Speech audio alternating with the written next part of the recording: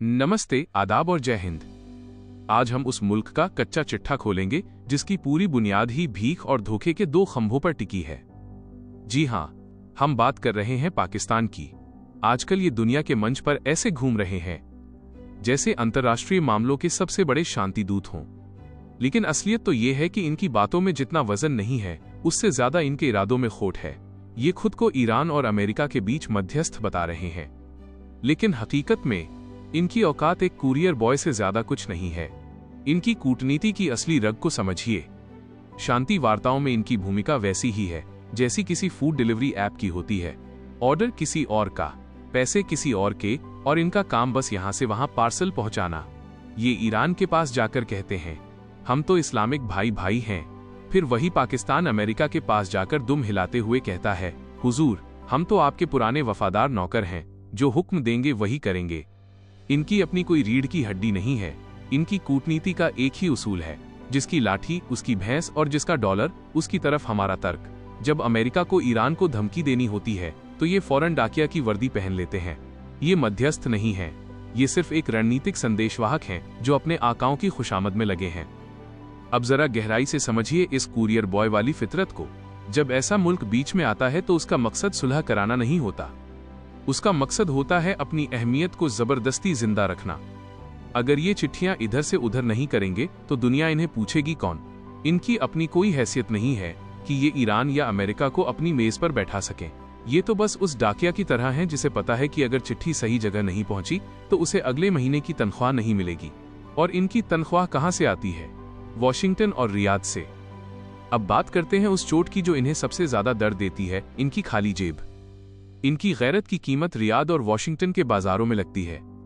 जैसे ही सऊदी अरब ने $5 बिलियन का पैकेज दिखाया, इन्होंने ईरान के साथ अपनी भाईचारे की फाइल को कूड़ेदान में फेंक दिया।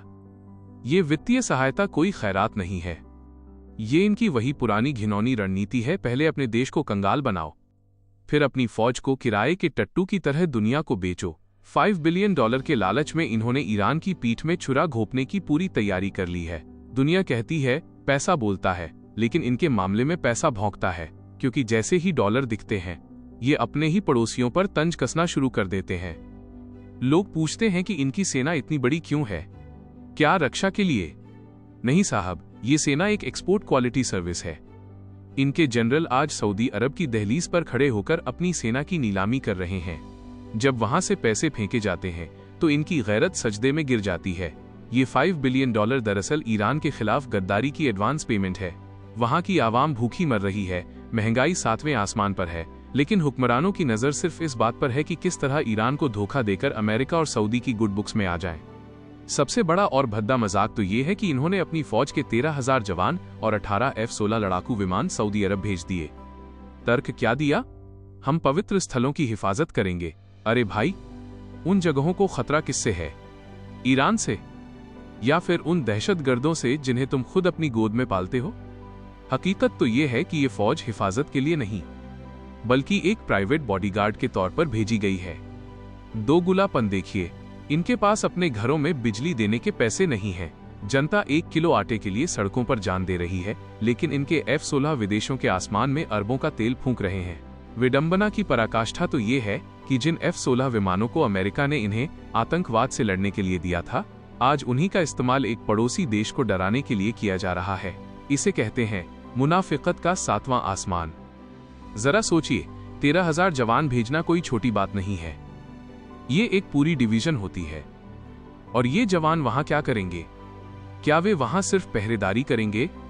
नहीं, वे वहां ईरान की सीमा के पास तैनात होंगे ताकि दबाव बनाया जा सके। ये मजहब का नाम लेकर पूरी दुनिया को बेवकूफ बना रहे हैं। असलियत में ये पैसे पर पल रहे भाड़े के सैनिक हैं। और मजे की बात देखिए, जिन विमानों को लेकर ये बड़ी बड़ी बातें करते थे, आज वे विमान दूसरे देशों के रेगिस्तानों में इसलिए उड़ाए जा रहे हैं क्योंकि इन्हें किसी और का एजेंडा पूरा करना है। यह इनकी रणनीतिक हार है। इन्होंने अपनी संप्रभुता को रियाल और डॉलर के बदले गिरवी रख दिया है। इनका इतिहास गवाह है, ये जिस थाली में खाते हैं उसी में छेद करते हैं। इन्होंने अफगानिस्तान को भाई बोला और उसे खंडहर बना दिया। इन्होंने अमेरिका से दोस्ती की और वहां के दुश्मनों को अपने घर में छुपाकर उन्हें सालों तक बेवकूफ बनाया। अब बारी ईरान की है। ये जो पूरा खेल चल रहा है, इसका अंतिम मकसद तेहरान में सत्ता परिवर्तन करना है। अमेरिका चाहता है कि वहां का तख्ता पलट हो, और इन्होंने इस खूनी खेल में कॉन्ट्रैक्ट किलर की भूमिका खुशी खुशी स्वीकार कर ली है। ईरान को लगता है कि ये उनका साथ देंगे, लेकिन उन्हें ये समझना होगा कि इनकी दोस्ती इनकी दुश्मनी से 1000 गुना ज्यादा खतरनाक है। ये वही लोग हैं जो सुबह सीमा सुरक्षा की मीटिंग करते हैं और शाम को दूसरों के साथ बैठकर उसी पड़ोसी के खिलाफ साजिश रचते हैं। ईरान को ये समझना होगा कि इनकी डबल गेम की रणनीति बहुत पुरानी है। वे एक तरफ आश्वासन देते हैं कि बेहतरीन रिश्ते हैं और दूसरी तरफ सीमाओं पर साजिशें रचते हैं। इनके लिए रिश्ते सिर्फ एक सौदा हैं। आज जब किसी बड़ी ताकत को ईरान में बदलाव चाहिए तो ये वहां सबसे बड़ा मोहरा बनकर उभरे हैं। वे नहीं चाहते कि इस इलाके में शांति हो, इसलिए वे इस पूरे क्षेत्र में आग लगाने का काम कर रहे हैं। दुनिया में कुछ देश ऐसे हैं जिनकी नीतियों में स्पष्टता होती है। वे खुलकर बताते हैं कि उनके दुश्मन कौन हैं और वे अपनी सुरक्षा के लिए किसी भी हद तक जाएंगे। लेकिन दूसरी तरफ हमारा ये पड़ोसी मुल्क है जो सिर्फ धोखेबाजी की कला में माहिर है। अपनी जनता के सामने ये बड़ी बड़ी बातें करेंगे ताकि लोगों को लगे कि ये धर्म के रक्षक हैं। अपनी तिजोरी भरने के लिए अमेरिका के सामने कटोरा फैलाएंगे ताकि अफसरों की कोठियां बनती रहें। पेट भरने के लिए दूसरों की गुलामी करेंगे ताकि मुफ्त का तेल मिलता रहे, और दिखावे के लिए पड़ोसियों को भाई बोलेंगे ताकि पुराने सपने जिंदा रहें। ये कोई भ्रम नहीं है, ये सरासर सौदेबाजी है। इन्हें खुद नहीं पता कि ये किसके साथ हैं। आज एक के लिए दूसरे से लड़ेंगे, कल अगर दूसरे ने थोड़े ज्यादा पैसे दे दिए तो ये उसके गुणगान करने लगेंगे। ये जो इनकी विशेष सैन्य सेवा है, ये दरअसल इनके आर्थिक पतन का नतीजा है। जब आपके पास बेचने के लिए आटा नहीं होता, टेक्नोलॉजी नहीं होती और दुनिया में कोई इज्जत नहीं होती, तो आप अपनी वर्दी बेचने लगते हैं। ये आज वही कर रहे हैं। इनके पायलट दूसरों के विमान उड़ा रहे हैं, इनकी पैदल सेना दूसरों की सीमाओं की रखवाली कर रही है। सवाल ये उठता है कि तुम्हारी अपनी कोई हैसियत है भी या नहीं। तुम सिर्फ एक प्यादा हो जिसे शतरंज की बिसात पर कोई भी हिला सकता है। इस मुल्क की हालत आज उस पुराने खंडहर जैसी हो गई है जिसके दरवाजे पर बोर्ड लगा है, किराए के लिए उपलब्ध। आप इनकी फौज किराए पर ले सकते हैं, इनकी वायुसेना किराए पर ले सकते हैं, और इनका जमीर तो हमेशा सेल पर रहता है। इन्होंने तटस्थता के नाम पर जो नकाब पहन रखा था वो अब उतर चुका है। इनका कुरियर बॉय बनना इनकी मजबूरी है, क्योंकि एक स्वाभिमानी देश बनने की काबिलियत ये बहुत पहले खो चुके हैं। अपने हजारों जवानों को युद्ध की आग में झोंकना ये साबित करता है कि हुक्मरानों के लिए अपने सैनिकों की जान की कोई कीमत नहीं है, बस विदेशी चेक क्लियर होना चाहिए। जरा देखिए इनके पाखंड को। ये बड़ी बड़ी बातें करते हैं, हक की बात करते हैं, लेकिन जब कोई ताकतवर देश जुल्म करता है तो इनके मुंह में दही जम जाता है। और अब जब पड़ोस की बारी आई है तो ये कुछ अरब डॉलर के लिए अपने भाई को बेचने के लिए तैयार हैं। ये इनका असली चेहरा है, एक ऐसा मुल्क जिसका कोई चरित्र नहीं है, जिसका कोई भविष्य नहीं है। अंतिम शब्द बस यही है कि ये चाहे कितना भी चिल्ला ले कि ये शांति के मसीहा हैं। पूरी दुनिया जानती है कि ये सिर्फ एक डिलीवरी एजेंट हैं जो दूसरों के टुकड़ों पर पल रहे हैं और इशारों पर काम कर रहे हैं। इनकी इस दोगली नीति का अंजाम वही होगा जो हर धोखेबाज का होता है। ना खुदा ही मिला, ना विसाले सनम, ना पड़ोसी इनका होगा, ना बड़ी ताकतें इन्हें कभी सम्मान देंगी, और दुनिया तो इन्हें हमेशा से एक मामूली चौकीदार की तरह ही देखती आई है। जो सच है वो सबके सामने है। ये एक ऐसा नाकाम स्टेट है जो अब दूसरों के झगड़ों में आग लगाकर अपना चूल्हा जलाने की कोशिश कर रहा है।